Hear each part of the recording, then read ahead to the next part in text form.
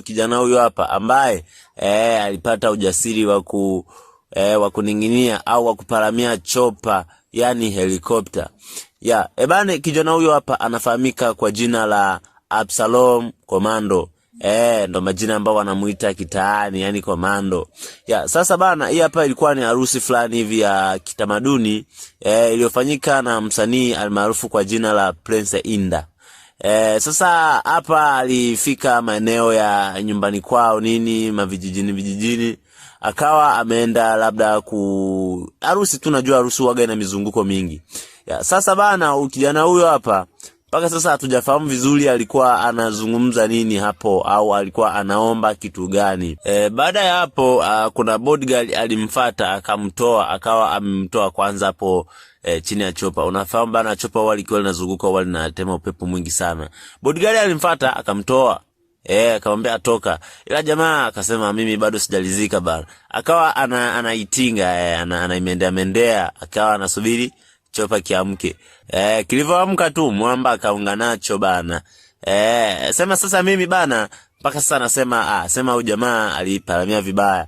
Labda angetumia kwenye mikono yake, angeweka kwenye makwapa hivi, yani kile chuma kile ambacho ndege wanasimamia ingekuwa kwenye makwapa hivi, ndo angeshika vizuri. Sema hapo kwa mfumo wale utumia kwenye kushika bana, hapo ilikuwa ni lazima tu angefika mbali.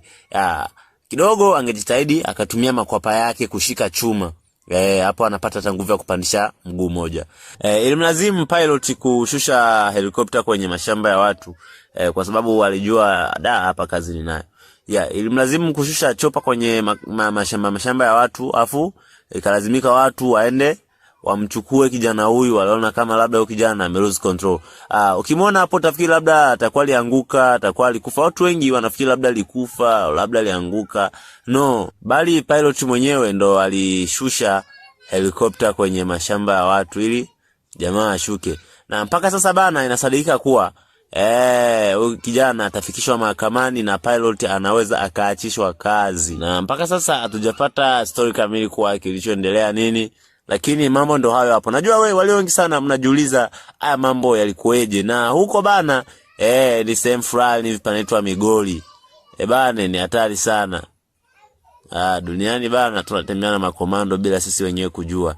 Na kijana huyu mpaka sasa anatoa taarifa kuwa kwa waliobahatika kuongea naye wanasema kuwa jamaa amemwambia yeye alikuwa na uwezo wa kwenda hata dakika 65.